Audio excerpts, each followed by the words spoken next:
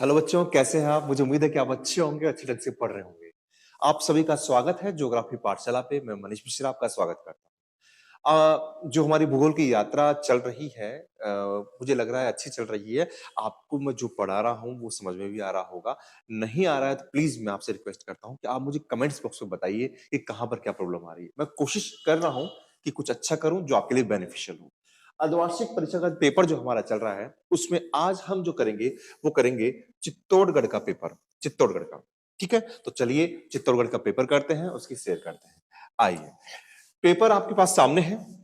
अर्धवार्षिक परीक्षा 2023-24 चित्तौड़गढ़ का पेपर है। पहला प्रश्न मैं लेता हूं। पहला प्रश्न है कि मानव भूगोल अस्थिर पृथ्वी और क्रियाशील मानव के बीच परिवर्तित संबंधों का अध्ययन। मुझे लगता है इस परिभाषा से सभी पेपर जो सेटर्स हैं उनको बड़ा प्यार है। ये 3 पेपर में आ चुकी, 3 पेपर में, कि अस्थिर पृथ्वी। और मैंने आपको हमेशा बताया है कि इस परिभाषा को करने से पहले आपको तीनों विद्वानों को एक साथ लेना पड़ेगा। कि रेडजेल ने कहा कि मानव समाज और धरातल के मध्य संबंधों का अध्ययन। आपकी सैंपल कहती है कि अस्थिर, जो आपके यहाँ लिखा हुआ है, पृथ्वी और क्रियाशील मानव के बीच पारस्परिक परिवर्तनशील संबंधों का अध्ययन। और ब्लास महोदय कहते हैं कि पृथ्वी पर निवास करने वाले जीव वो एक कदम आगे बढ़ते हैं, वो मनुष्यों के साथ जीवों को भी लेते हैं और भौतिक नियमों के मध्य संश्लेषित संबंधों का अध्ययन मानव भूगोल है। तो यहां पर आएंगे एलन सैंपल, जो अमेरिका की है, फेडरिक रेडजेल ये जर्मनी के हैं, गिरफिट टेलर है, ये आपके पास में ब्रिटेन के हैं, विडाल डी ब्लास ये जो आपके पास फ्रांस के हैं। ठीक है, तो एलन सैंपल इसका आंसर होगा। दूसरा प्रश्न, निम्नलिखित में से कौन सा जनसंख्या परिवर्तन का घटक नहीं? तो देखिए, जनसंख्या जो परिवर्तन होती है, मैं आपको बता चुका हूं कि जनसंख्या परिवर्तन जो होता है या उसको वृद्धि कहें, इसका मतलब होता है कि किसी भी क्षेत्र में समय, निश्चित समय अंतराल में जनसंख्या में होने वाला परिवर्तन जनसंख्या वृद्धि कहलाता है। और ये 3 घटक पर निर्भर करता है। पहला तो करता है जन्म पर, दूसरा करता है ये मृत्यु पर, और तीसरा करता है ये प्रवास पर। तीसरा करता है आपके प्रवास पर। जो जन्म और मृत्यु पर करता है वो होता है प्राकृतिक वृद्धि दर। वो क्या होता है? उसको कहते हैं प्राकृतिक वृद्धि दर। प्राकृतिक वृद्धि दर हमेशा जन्म और मृत्यु पर डिपेंड करती है। ये एक प्रश्न बन रहा है। और जो जन्म मृत्यु प्रवास तीनों पर करता है उसको कहते हैं वास्तविक वृद्धि दर या अभिप्रेरित वृद्धि दर। वास्तविक वृद्धि दर या इसको कहते हैं अभिप्रेरित वृद्धि दर। तो यहां पर आंसर, क्वेश्चन क्या है कि निम्नलिखित में से कौन सा जनसंख्या परिवर्तन का घटक नहीं है? जन्म है, मृत्यु है, प्रवास है, आवास नहीं है। ठीक है, क्लियर हो गया? तो आइए बच्चों, नेक्स्ट क्वेश्चन देखते हैं हम। नेक्स्ट क्वेश्चन क्या है? नेक्स्ट क्वेश्चन को मैं इसको थोड़ा जूम कर लेता हूं जिससे आपको ये थोड़ा समझ में आ जाए। 1 सेकेंड। नेक्स्ट क्वेश्चन देखिए। नेक्स्ट क्वेश्चन ये है कि निम्न में से प्रवास का प्रतिकर्ष कारक क्या है? तो दो कारक होते हैं प्रवास के। पहले प्रवास का मतलब समझिए कि जब कोई निश्चित समुदाय होता है, जनसमूह होता है, वो सामाजिक आर्थिक कारणों के कारण एक स्थान को छोड़कर दूसरे स्थान पर जाता है तो उसे हम प्रवास कहते हैं। जिस स्थान को छोड़ता है उसको अपन मूल स्थान कहते हैं। ये बात हो चुकी थी अपने पहले पेपर्स में। जहां जा रहा है उसको गंतव्य स्थान कहते हैं। जहां से छोड़ के जा रहा है वो उत्प्रवासी होता है, जहां पहुंच रहा है अप्रवासी होता है। अब मूल स्थान पर कुछ विशेष कारक होते हैं जो उसको वहां से धकेलते हैं। उनको हम कहते हैं प्रतिकर्ष कारक। क्या कहते हैं? प्रतिकर्ष कारक। समझ रहे हैं? उसको प्रतिकर्ष कारक कहते हैं। इसको नकारात्मक कारक भी कहते हैं। ये क्या हो सकते हैं? ऐसे कारक होते हैं जो आपको वहां से धकेलेंगे। जैसे निम्न शिक्षा व्यवस्था होगी, वो आपको वहां से जाने के लिए मजबूर करेगा।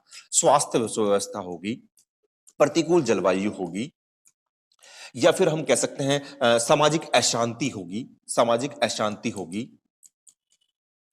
या फिर बेरोजगारी होगी। ये सब क्या है? प्रतिकूल कारक है या प्रतिकर्ष कारक है। और गंतव्य स्थान पर जो कारक आकर्षित करते हैं उसको कहते हैं अपकर्ष कारक। अपकर्ष कारक जैसे अच्छा स्वास्थ्य, अच्छी शिक्षा, अच्छा रोजगार, बेहतर काम के अवसर, ये सब आ गया। आपके पास शांति हो गया।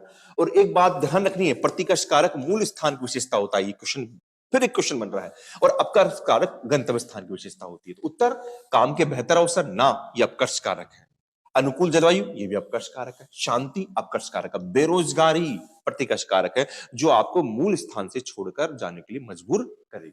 ठीक है, अब अगला प्रश्न, निम्न में से कौन सा कृषि आधारित उद्योग नहीं है? कृषि आधारित उद्योग नहीं है। देखिए ऑप्शन देखिए आप। पहला है चीनी। चीनी किससे, बताइए आप मुझे। चीनी हो गया। चीनी किससे बनती है? गुड़ से बनती है, मतलब गन्ने से बनती है। हाँ, तो गन्ने से बनती है तो चीनी क्या हो गया आपका? आपका कृषि आधारित हो गया, बिल्कुल कृषि आधारित हो गया, सही है। जूट, जूट तो कृषि आधारित है ही। आपके पास सूती वस्त्र, ये भी कृषि आधारित है। ऊनी वस्त्र ना, ये पशु आधारित है। तो इसका उत्तर हो जाएगा आपका इसमें पशु आधारित, इसका उत्तर हो जाएगा, सॉरी ऊनी वस्त्र हो जाएगा, किसके, ये कृषि आधारित उद्योग नहीं है। विश्व का सबसे लंबा रेल मार्ग, पुनः वापस प्रश्न आ रहा है। मैं इसको वापस डिटेल में बताता हूं आपको कि आपके यूरोप के अंदर एक जगह है, उसका नाम है सेंट पीटर्सबर्ग, जिसका प्राचीन नाम है लेनिनग्राद। यहां से शुरू होकर ये रूस की राजधानी मास्को, फिर मास्को से आपके यहां पर कजान, कई नाम है, ओमस्क, अंगार्स्क, अंगार्स्क, आपके टुमिन, तुला, चिता, और लास्ट में आपके व्लादिवोस्टॉक यानी प्रशांत महासागर, व्लादिवोस्टॉक तक जाती है। और इसकी लंबाई है 9322 किलोमीटर। ये विश्व का सबसे लंबा पार महाद्वीपीय रेल मार्ग है। तो उत्तर होगा इसके अंदर पार साइबेरियन रेल मार्ग। पार इसको बोलते हैं साइबेरियन रेल मार्ग, यानी पार साइबेरियन रेल मार्ग। ठीक है, क्लियर हो गया। अच्छा, अगला प्रश्न, अगला प्रश्न देखिए आप, बड़ा ही अच्छा प्रश्न है, बार बार में आ रहा है। तो देखिए क्वेश्चन कितने रिपीट हो रहे हैं, आप खुद देखिए। क्वेश्चन रिपीट हो रहे हैं, यानी ये बताने की कोशिश कर रहे हैं कि महत्वपूर्ण क्वेश्चन चाहे कोई भी सेट करे, वो हमेशा आएंगे। ठीक है, चाहे बोर्ड का पेपर भी हो। ब्राजील में कॉफी के बागानों को क्या कहा जाता है? मैं चारों ऑप्शन को लेकर चलता हूं। पहला है, क्या है कोलखोज? कोलखोज नहीं भैया, ब्राजील में कोलखोज नहीं कहा था। फिर कोलखोज क्या है भैया? कोलखोज क्या है? आपके सोवियत संघ के अंदर की जाने वाली सामूहिक कृषि। ठीक है, क्लियर? सामूहिक कृषि। हर ऑप्शन से चलेंगे। पंपास, पंपास क्या है भैया? ये शीतोष्ण कटिबंधीय घास का मैदान है। ये शीतोष्ण कटिबंधीय घास का मैदान है, जिसको अर्जेंटीना में क्या कहते हैं? पंपास कहते हैं। अर्जेंटीना में हम क्या कहते हैं? पंपास कहते हैं। ओके, ठीक है। एक डाउन्स भी दे रखा है, जो ऑस्ट्रेलिया में हम क्या कहते हैं? उसको डाउन्स कहते हैं। ऑस्ट्रेलिया में क्या कहते हैं? डाउन्स कहते हैं। हर ऑप्शन को देखिए आप, सीधा उत्तर मत लगाइए। फेजेंडा, जी हां, फेजेंडा क्या है? बागानी कृषि का उदाहरण है, जो ब्राजील में की जाती है और कॉफी के बागान को कहा जाता है। क्लियर है? ठीक है, आगे बढ़ते हैं। थोड़ा इसको जूम कर लेते हैं। ये देखिए, हाँ जी, हाँ, भारत में सर्वाधिक जनसंख्या घनत्व किस राज्य का है? सर्वाधिक जनसंख्या घनत्व, सर्वाधिक जनसंख्या घनत्व। देखिए, मैं रिपीट कर देता हूं, आप पुराने वीडियो देखेंगे, आपको समझ में आएगा जनसंख्या घनत्व किसे कहते हैं। जनसंख्या घनत्व का मतलब होता है किसी क्षेत्र की कुल जनसंख्या व धरातल का अनुपात जनसंख्या घनत्व कहलाता है। इन जनसंख्या और धरातल का अनुपात, इसकी परिभाषा एक और बनती है। हम उसमें कहते हैं कि प्रति व्यक्ति किलोमीटर में निवास करने वाले लोगों की संख्या को जनसंख्या घनत्व कहते हैं, क्योंकि ये इकाई है। अच्छा अच्छा, जनसंख्या घनत्व के कई प्रकार भी थे, मैंने कराए थे आपको। आपको बात कराया था गणितीय घनत्व, जिसको कहते हैं जनसंख्या बटे क्षेत्रफल। आपको कराया था मैंने आर्थिक घनत्व, जिसको कहते हैं हम कुल जनसंख्या बटे संसाधन। आपको कराया था मैंने कायिक घनत्व, जिसको कराया था अपन ने कायिक घनत्व को कुल जनसंख्या बटे कृषि कृषि भूमि का क्षेत्रफल। फिर कराया था आपको कृषक घनत्व, जिसको कराया था कृषक जनसंख्या बटे कृषि भूमि का क्षेत्रफल। फिर कराया था पोषण घनत्व, जिसका मतलब था कुल जनसंख्या बटे भोज्य फसलों का क्षेत्रफल। और क्यों कराया था, इसके सूत्र क्यों बने, वो भी मैंने उसमें बताया था, तो आप देखिएगा। ठीक है, अब बात करते हैं सर्वाधिक जनसंख्या घनत्व। तो हमारे पहले बात करें भारत। भारत का जनसंख्या घनत्व कितना है 2011 के अनुसार? वो है जनसंख्या घनत्व कितना है अपना? 382। कितना है? 382 व्यक्ति प्रति वर्ग किलोमीटर। अगर हम राजस्थान की बात करते हैं तो राजस्थान का कितना है? 200 है। अच्छा, भारत में नंबर 1 कौन है? नंबर 1 पे आता है बिहार। बिहार, ठीक है, बिहार आता है, जिसका कितना है? 1106 के करीब है। दूसरे नंबर पर आता है वेस्ट बंगाल, जो है अपना 1028 के करीब है। ध्यान रखिएगा, पहले बिहार दूसरे नंबर पे था, पश्चिम बंगाल, पश्चिम बंगाल पहले नंबर पे था, लेकिन अब बिहार। क्लियर? अगला प्रश्न, निम्न में से कौन सी रबी की फसल है? रबी की फसल आप जानते हैं, गेहूं, जौ, चना, यही होती है। तो चावल है क्या? नहीं भैया, चावल तो कई बार पड़ चुके हैं, ये तो खरीफ की फसल है। इसके लिए तो आपको अधिक तापमान चाहिए, पानी की सिंचाई की आवश्यकता जो होती है पानी चाहिए तो वर्षा में होती है। कपास भी नहीं है, बाजरा भी नहीं है, गेहूं है। तो उत्तर हो जाएगा गेहूं। क्या हो जाएगा? गेहूं इसका उत्तर हो जाएगा। ठीक है, अगला प्रश्न देखिए। मानव विकास की अवधारणा का प्रतिपादन किसने किया? मैं ये आपका पांचवा पेपर करा रहा हूं और पांचों पेपर के अंदर ये क्वेश्चन रिपीट हुआ है। कितना आप देखिए, पांचों पेपर के अंदर रिपीट हुआ है मानव विकास की अवधारणा।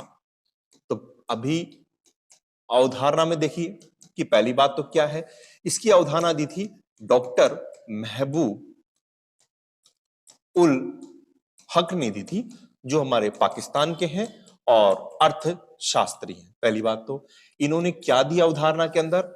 इन्होंने कहा कि विकल्पों में वृद्धि ही मानव विकास कहा जाता है। देखो मैं आपको एक निवेदन कर देता हूं बेटा, आपका प्रश्न आ गया मानव विकास की अवधारणा का प्रतिपादन किसने किया? आपने लिख दिया डॉक्टर महबूब उल हक। नहीं, आप ये लिखेंगे तो भी आपके एक नंबर आएंगे, कोई दिक्कत नहीं है, लेकिन आपको एग्जामिनर को आपको प्रभावित करना है। आप प्लीज इस बात को समझिएगा। आपने उत्तर ये लिखा कि मानव विकास की अवधारणा का प्रतिपादन पाकिस्तान के अर्थशास्त्री डॉक्टर महबूब उल हक ने दिया, जिन्होंने बताया कि विकल्पों में वृद्धि ही मानव विकास है। बताइए, एक आपका नंबर एक ही होगा, लेकिन आपने उसको प्रभावित कर दिया। तो प्लीज मैं कह रहा हूं कि ज्यादा नहीं लिखें, लेकिन कुछ कुछ चीजें ऐसे लिखें जिससे आप एग्जामिनर को प्रभावित कर सके। तो यहां पर आपको इतना लिखना पड़ेगा कि विकल्पों में वृद्धि ही मानव विकास है। आगे आपको बता रखा है यूएनडीपी 1990 से प्रतिवर्ष इनकी अवधारणाओं के आधार पर मानव विकास रिपोर्ट जारी करती है, 1990 से। अब देखिए, रोपण कृषि का प्रारंभ किसने किया? किन्हीं दो रोपण फसलों के नाम बताइए। देखिए, रोपण कृषि को आप समझिए, प्रारंभ किसने किया? ये मैं अब पहले भी आ चुका है। रोपण कृषि जो की जाती है, इसको अपन एक समझें, वो की गई थी यूरोपीय देशों के द्वारा। यूरोपीय देश यानी जो साम्राज्यवादी देश थे, जैसे इंग्लैंड की बात करें, फ्रांस की बात करें, पुर्तगाल की बात करें, इन्होंने कहां किया इस कृषि को? कहां किया समझिए आप? उष्ण कटिबंधीय क्षेत्रों में किया। मैं आपको समझाने की कोशिश कर रहा हूं। अच्छा, आपके पास में आएगा प्रश्न, सर उष्ण कटिबंधीय क्षेत्रों में ही क्यों किया? क्योंकि जो फसल थी वो उष्ण कटिबंधीय क्षेत्रों में उग रही थी। जैसे मसाले थे, मसालों के लिए वहां पर गए, है ना, और भी जो चीजें, कॉफी है, इन ये उष्ण कटिबंधीय फसल, इसलिए वहां पर गए। क्या किया इन्होंने यहां पर? इन्होंने क्या किया? अधिक लाभ कमाने के उद्देश्य से, अधिक लाभ कमाने के उद्देश्य से यहां पर क्या किया? अधिक पूंजी व तकनीक का निवेश किया। तकनीक का निवेश किया, है ना, और यहां पर बागान लगाए। यानी यूरोपन कृषि यूरोपीय देशों के द्वारा की गई, उष्ण कटिबंधीय क्षेत्रों में की गई। यहां पर इन्होंने अधिक लाभ कमाने के उद्देश्य से अधिक पूंजी और तकनीक का निवेश किया, और इनको सस्ता श्रम रोजगार यहां मिल रहा था, इस कारण इनका किया। और किन्हीं दो रोपण कृषियों के नाम बताइए, तो आप चाय भी लिख सकते हैं, आप कॉफी भी लिख सकते हैं। ये दो रोपण कृषि हो गई, ठीक है ना। आप इसमें नारियल है, नारियल भी इन्होंने किया था, ठीक है ना। तो ये सब दो रोपण कृषियां हो गई। अब अधात्विक खनिजों के दो उदाहरण लिखिए। अगला प्रश्न, अधात्विक खनिजों के दो उदाहरण लिखिए। ये भी क्वेश्चन रिपीट हुआ है, पहले धात्विक था, अब अधात्विक खनिज है। मैं दोबारा फिर वापस आपको एक चार्ट बना देता हूं, आपको समझ में आएगा। देखिए, खनिज जो है वो दो प्रकार के होते हैं। एक तो होता है आपके धात्विक खनिज, माफ कीजिएगा, धात्विक खनिज, और एक होता है अधात्विक खनिज। एक क्या होता है? अधात्विक खनिज। अब धात्विक खनिज भी दो प्रकार के होते हैं, एक तो होता है लोह और एक होता है अलोह। ठीक है, अलोह में क्या आता है? आपका निकेल आता है, आपके क्रोमियम आता है, आपका मैग्नीज आता है। ठीक है, आपके अलोह में क्या आता है? इसमें तांबा आएगा, शीशा आएगा, जस्ता आएगा, सोना आएगा, काफी चीज लिखते हैं। अधात्विक भी दो प्रकार के होते हैं। अब क्या? अधात्विक खनिजों के दो उदाहरण, दो प्रकार के होते हैं। एक तो ईंधन खनिज होता है और एक इमारती खनिज होता है। पिछले पेपर में आया था कि ईंधन खनिज के दो उदाहरण दीजिए, अब इन्होंने अधात्विक खनिज दे दिया। तो आप ईंधन खनिज में ये चार्ट बनाएंगे, ज्यादा बेटर रहेगा। ईंधन खनिज में आप लिखेंगे पेट्रोलियम और यहां लिखेंगे कोयला। इमारती में आप लिख सकते हैं चूना पत्थर, चूना पत्थर, यहां पर लिख सकते हैं संगमरमर, है ना, शीशा, संगमरमर भी लिख सकते हैं आप इसमें, और चूना पत्थर भी इसमें आप लिख सकते हैं, ग्रेनाइट भी इसमें लिख सकते हैं। तो ये आपका उदाहरण हो गया अधात्विक खनिजों का। तो आप ये चार्ट बना देंगे इसमें सीधा, ज्यादा लिखने की जरूरत नहीं है, तो ज्यादा अच्छा नंबर मिलेगा। चार्ट के द्वारा आप अगर ज्यादा लिखेंगे बेटा, उसके माध्यम से प्रश्नों को आप लिखेंगे, तो क्वेश्चन के नंबर ज्यादा मिलेंगे आपको, प्रश्न के उत्तर ज्यादा, आपको अच्छी मार्किंग मिलेगी। अगला प्रश्न देखिए, अगला प्रश्न हमारा परिवहन से क्या अभिप्राय है? परिवहन से क्या अभिप्राय है? अब इसमें आपका 1 नंबर का प्रश्न है। लिखने के लिए काफी चीजें लिख सकते हैं, लेकिन हम क्या लिखेंगे?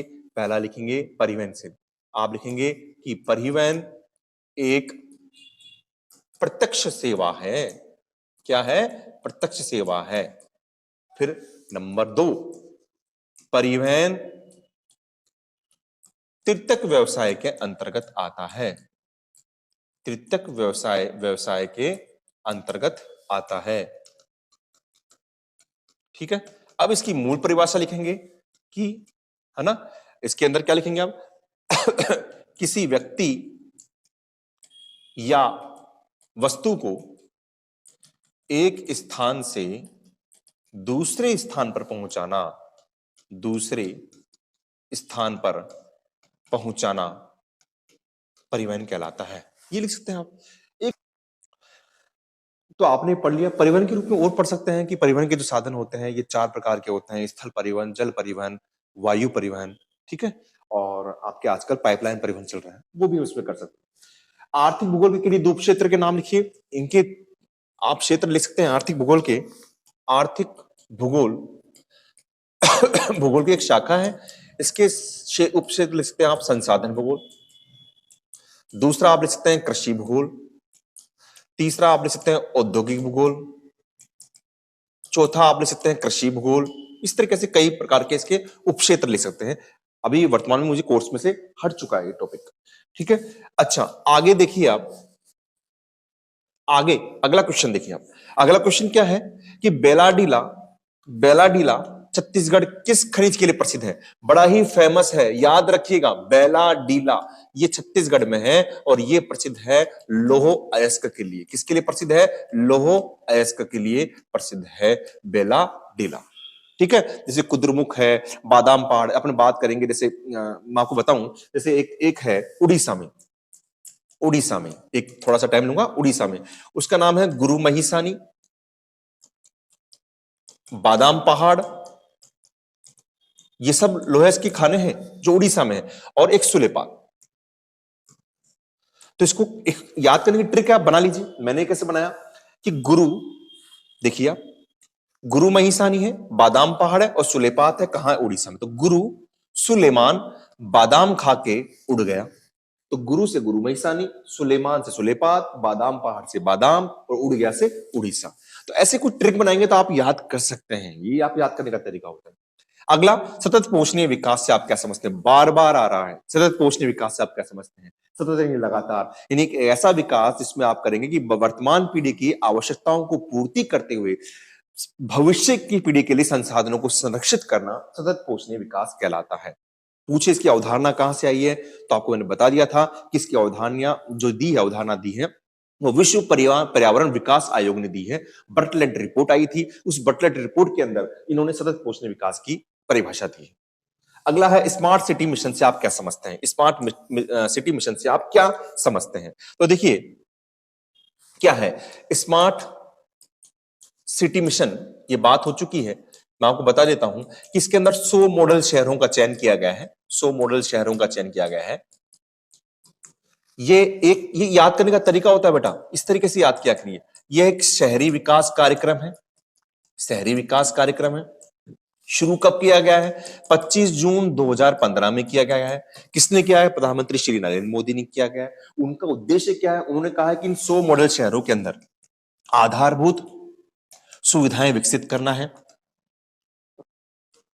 कौन सी आधारभूत सुविधाएं? शिक्षा है, स्वास्थ्य है, सबसे बड़ी बात है स्वच्छता। अच्छा, क्यों किया गया है? ये इसलिए किया गया कि 100 मॉडल शहर क्या करेंगे? पूरे भारत के जितने भी नगर हैं उनके लिए लाइट हाउस का काम करेंगे, प्रेरणा स्रोत का काम करेंगे। इसमें राजस्थान के 4 नगरों को चुना गया है, शहरों को चुना गया है। काजू, कोटा, ए फॉर अजमेर, जय फॉर जयपुर और यू फॉर उदयपुर। ठीक है। तो ये आपका क्वेश्चन हो गया। अगला देखिए, विस्तृत वाणिज्य अनाज कृषि की 4 विशेषताएं बताइए। विस्तृत वाणिज्य अनाज कृषि की 4 विशेषता बताइए। तो आपको बता रखा है कि विस्तृत वाणिज्य अनाज कृषि हमारे यहां होती नहीं है, ये होती है शीत कटिबंधीय जो विकसित क्षेत्र है वहां पर होती है। क्यों? क्योंकि वहां पर क्या होता है कि हमारी तो जनसंख्या इतनी है कि हमारे अभी भी निर्वाह कृषि की जा रही है। उस तरीके से कृषि का रूप आ ही नहीं रहा है। तो इसकी पहली विशेषता क्या है? पहली इसकी विशेषता हो जाएगी, सबसे बड़ी विशेषता इसकी जो हो जाएगी, विस्तृत वाणिज्य अनाज कृषि की विशेषता हो जाएगी कि यह कृषि शीतोष्ण कटिबंधीय घास के मैदान, उसमें आप ले सकते हैं जैसे प्रेरी, ये कहां पर है? यूएसए में है। आप ले सकते हैं स्टेपिस, ये कहां पर है? ये मध्य एशिया में है, मध्य एशिया में। आप ले सकते हैं पंपास, अभी बात की थी, अर्जेंटीना में है, अर्जेंटीना में है। डाउन्स ऑस्ट्रेलिया में है। वेल्स डाउन्स भी आप लिख सकते हैं, डाउन्स कहां है आपके? ऑस्ट्रेलिया में है।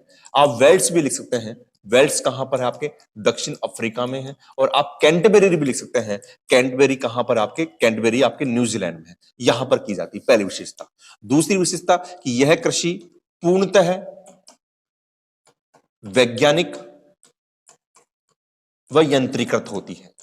क्या होती है? यंत्रीकृत होती है। ठीक है, ओके। तीसरी विशेषता क्या लिखता हूं मैं? तीसरी विशेषता इस पे क्या होता है कि गेहूं इसकी प्रधान फसल है।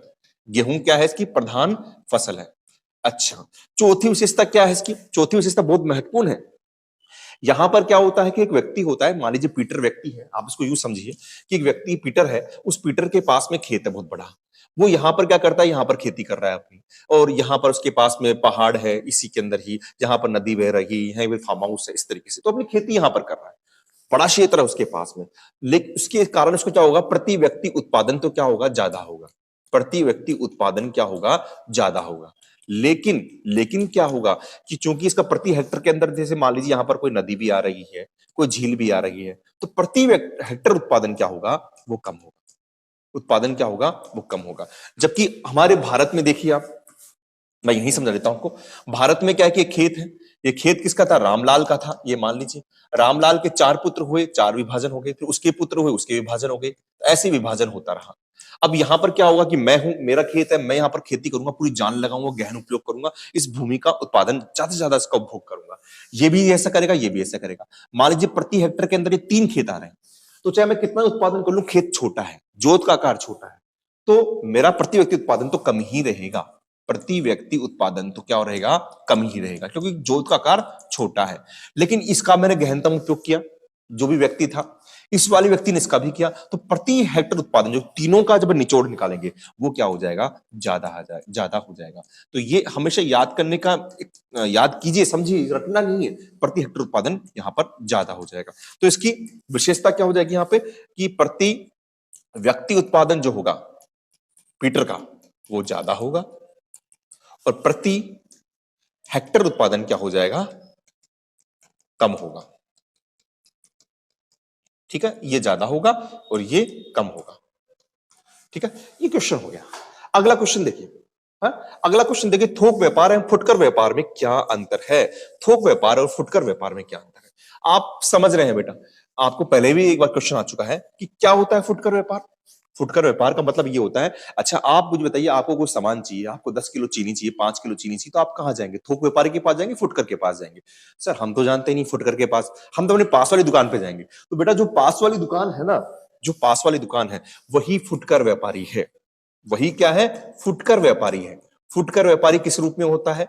फुटकर व्यापारी आपके रेहड़ी के रूप में, फेरी के रूप में, फेरी की जो दुकानें होती है, रेहड़ी वाले जो घूमते रहते हैं, या फिर आपके जो पास की जो दुकानें होती है उनके रूप में होता है, या फिर आपके जो ये जो अमेजन है या जो ई शॉपिंग होती है इसके रूप में होता है। खास बात क्या होती है कि यहां पर फुटकर व्यापारी का उपभोक्ताओं से सीधा संबंध होता है। उपभोक्ता से सीधा संबंध होता है, उपभोक्ता से सीधा संबंध होता है फुटकर व्यापारी का। जबकि थोक व्यापारी क्या करता है? थोक व्यापारी क्या होता है? ये बड़ा व्यापारी समूह होता है। ये क्या करता है कि अपने क्षेत्र में, अपनी जगह पर एक ही चीज की या एक ही वस्तु की या कई वस्तुओं की उसका भंडार कर लेता है। जैसे मान लीजिए इसके पास में एक भंडार गृह होते हैं, थोक व्यापारी के भंडार गृह भी होते हैं, जो विभागीय भंडार गृह भी होते हैं, निजी भंडार गृह होते हैं, वो बाद में पढ़ेंगे अपन। तो एक वस्तु का क्या कर लेता है? यहाँ पर संचयन कर लेता है। यहाँ अब संचयन कर लेता है तो क्या करते हैं? फुटकर व्यापारी क्या करता है? यहां से माल उठाता है, अपने दुकान पर लेकर जाता है, तो उधार के रूप में काम करता है, उधार के रूप में लेकर जाता है और उधार पर ही अपने पूरा व्यापार कर लेता है। जैसे इसके पास में उपभोक्ता आते हैं, सामान खरीदते हैं तो ये पैसा वहां पर जमा करा देता है। तो थोक व्यापारी क्या होते हैं? बड़े होते हैं, बिचौलिया होते हैं, जो एक वस्तु का या एक किसी वस्तु का अपने जगह संचयन करते हैं। ये फुटकर व्यापारी थोक व्यापारी से उधार लेते हैं, या यूं कहे कि फुटकर व्यापारी थोक व्यापार की पूंजी पर ही अपना व्यापार करते हैं। ठीक है, अगला प्रश्न देखिए, मार्ग या विश्राम पतन को उदाहरण से ही समझाइए। मार्ग या विश्राम पतन को देखिए, मार्ग विश्राम पतन क्या होते हैं? ये लंबी समुद्री दूरी पर एक ऐसे पतन, ऐसे बंदरगाह होते हैं जो वहां पर जहाज रुकते हैं, ईंधन भरते हैं, खाद्य सामग्री लेते हैं, जल लेते हैं, यानी वो एक तरीके से विश्राम पतन का काम करते हैं। और इसमें आप लिख सकते हैं होनो लुलु, जो हवाई द्वीप समूह में एक भाग है, और दूसरा आप लिख सकते हैं सिंगापुर। आप जब नक्शे में देखेंगे तो आपको पता पड़ेगा कि समुद्री, जो लंबी समुद्री दूरी के अंदर ये दो एक जगह है। ठीक है, ये उदाहरण हो गए। भारतीय कृषि की 4 समस्या लिखिए। देखिए, भारतीय कृषि की समस्याएं हम बात करें तो भारतीय कृषि में समस्या है, हमेशा हमको सामना करना पड़ा है। पहली समस्या क्या है? अनियमित मानसून। पहली समस्या क्या है? अनियमित मानसून। हमारे पास में मानसून की समस्या है कि जो बारिश होती है उस पर किसान निर्भर रहता है। बारिश अच्छी होती तो उत्पादन हो जाता है, नहीं होता है तो उसको कर्ज का सामना करना पड़ता है। तो ये बहुत बड़ी समस्या रही है। दूसरी समस्या हम इसके अंदर कर सकते हैं वित्तीय संसाधन व ऋणग्रस्तता। ये बता दिया मैंने आपको, हमारे पास वित्तीय संसाधन नहीं किसानों के पास में, उसको चाहे उसको बीज लेनी हो, खाद लेनी हो, कृषि यंत्र लेना हो, उसको उधार लेना पड़ेगा। अब उधार किससे लेगा? सरकार के पास जाएगा तो काफी जो काफी प्रक्रियाएं होती है, तो एक किसान एक जो करता है वो पास के साहूकार से या किसी से भी उधार ले लेता है। जब उसका उधार चुकता नहीं, क्योंकि अनियमित मानसून है, कृषि बर्बाद हो जाती है, तो ऋण के बोझ में दब जाता है और बाद में मृत्यु यानी आत्महत्या कर लेता है। तीसरा कि हमारे पास में जो भी भूमि है उसकी समस्या क्या है? निम्न उत्पादकता है। जो भूमि की ऐसी उत्पादकता निम्न है, चाहे हम गेहूं की बात करें, चावल की बात करें, उतना उत्पादन नहीं होता है जो विदेशों के अंदर हो पाता है। तो एक समस्या होगी। चौथी हमारे पास में क्या है? भूमि सुधारों की कमी है। भूमि सुधारों की कमी हमारे पास में, आपको पता है कि जब अंग्रेज थे तो अंग्रेजों ने क्या कर लिया था, यहाँ पर रायतवाड़ी है, महलवाड़ी है, ये कई जो प्रथाएं थी, उसके कारण हमारी कृषि की जो थी कमर तोड़ दी थी। तो उसके कारण वहां पर समस्या रही, बड़े बड़े जमींदारों के पास जमीनें रही और लोग कृषि मजदूरों के रूप में काम करते रहे, उनके पास जमीन नहीं थी। फिर हमारे पास में एक आती है, वो जोतों का छोटा आकार है। जोतों का आकार छोटा है। अभी आपको बताया था मैंने कि हमारे यहाँ पर प्रति व्यक्ति उत्पादन कम होता है क्योंकि जोत बहुत छोटी है। जोत यानी हमारे खेतों का आकार छोटा है। हमारे पास में सिक्स्थ जो आ सकता है, वो आ सकता है कि हमारे पास में व्यापारिक कृषि नहीं होती है, हम अभी भी निर्वाह कृषि के अंदर है। तो यानी व्यापारिक कृषि का अभाव, व्यापारिक कृषि का अभाव, यानी अभी भी क्योंकि जनसंख्या अब ज्यादा है, इस कारण व्यापारिक कृषि की सोच नहीं, अभी भी हमारी निर्वाह कृषि होती है। हमारे पास में सातवां आ सकता है कृषि भूमि का निम्नीकरण। कृषि भूमि का निम्नीकरण, इसमें क्या आएगा? निम्नीकरण में आप कर सकते हैं कि हम जो भूमि तो कम है, जनसंख्या ज्यादा, तो हम ज्यादा से ज्यादा खेती कर रहे हैं, ज्यादा से ज्यादा खेती कर रहे हैं, यानी उसका गहनतम उपयोग कर रहे हैं, तो भूमि का उपजाऊपन कम हो रहा है। साथ में हमारे जैसे उत्तरी राजस्थान के अंदर बात करें, गंगानगर हनुमानगढ़ में, तो वहां पर क्या हो रहा है कि वहां पर सेम की समस्या आ रही है, अधिक सिंचाई के कारण। हाँ, क्षारीयता भूमि आ रही है, सेम की समस्या आ रही है, ये सब समस्याओं का हमको सामना करना पड़ रहा है। तो हमारी कृषि का क्या है? निम्नीकरण हो रहा है, भूमि का निम्नीकरण हो रहा है। ठीक है, ये आप समझ गए। तो ये हमारी कृषि की समस्या है। ठीक है, अगला प्रश्न देखिए। अगला प्रश्न क्या है कि भारत में परमाणु ऊर्जा आयोग की स्थापना कब हुई और देश के किन्हीं 4 परमाणु ऊर्जा संयंत्रों का नाम बात करो। तो भारत में परमाणु ऊर्जा आयोग की स्थापना होती है 1948 में। ऊर्जा आयोग की स्थापना होती है 1948 में। इसके अध्यक्ष कौन थे उस वक्त? डॉक्टर होमी जहांगीर भाभा। डॉक्टर होमी जहांगीर भाभा। 1954 के अंदर टाम्बरे परमाणु संस्थान की स्थापना होती है। परमाणु संस्थान की स्थापना होती है। इसका मुख्यालय कहां पर है? मुंबई में है, परमाणु ऊर्जा आयोग का। 1967 के अंदर इसका नाम बदलकर क्या कर देते हैं? भामा अनुसंधान केंद्र कर देते हैं। भामा अनुसंधान केंद्र कर देते हैं। चार है। पहला जो है परमाणु संयंत्र तारापुर में है, जो महाराष्ट्र में है। दूसरा जो है वो रावतभाटा में है, जो कहां पर है, राजस्थान में है। ये महाराष्ट्र में, ये राजस्थान में है। तीसरा जो हमारे पास में है वो है कलपक्कम। कलपक्कम ये कहां पर है, ये तमिलनाडु में है। चौथा है केगा। केगा कहां पर है, ये कर्नाटक में है। पांचवा और ले सकते हैं आप, पांचवा ले लीजिए नरोरा। नरोरा कहां पर है, यूपी में है। और सिक्स्थ लेंगे हम काकरपाड़ा। काकरपाड़ा ये कहां पर है, ये गुजरात में है। ठीक है, तो ये अपने पास में परमाणु ऊर्जा संयंत्र हो गए। परमाणु ऊर्जा की स्थापना 1948 में होती है। प्रथम अध्यक्ष डॉक्टर होमी जहांगीर भाभा है। ट्राम्बे परमाणु संस्थान का नाम बदलकर 1967 में क्या करती है, करा जाता है, परमाणु अनुसंधान केंद्र किया जाता है। अंतिम प्रश्न देखिए, द्वितीयक आर्थिक क्रियाकलापों से आप क्या समझते हैं? दो उदाहरण दीजिए। द्वितीयक आर्थिक क्रियाकलापों से आप क्या समझते हैं? दो उदाहरण दीजिए। क्या होता है द्वितीयक आर्थिक क्रियाकलाप? आप जानते हैं कि प्राथमिक आर्थिक क्रियाकलाप का मतलब ये होता है कि जब प्रकृति से प्राप्त कोई भी वस्तु उसका सीधा उपभोग कर लिया। मैं जंगल से लकड़ी लेकर आया, उसको काटा और काम में ले लिया ईंधन के रूप में, तो वो प्राथमिक कार्य कहलाएगा। लेकिन द्वितीयक क्रिया में क्या होगा, द्वितीयक जो आर्थिक क्रियाकलाप होगा, द्वितीयक क्रियाकलाप होगा, उसमें क्या होता है कि प्रकृति से प्राप्त जो वस्तु होती है ना, जो कच्चा माल होता है, जो कच्चा माल होता है, उसका रूप परिवर्तन कर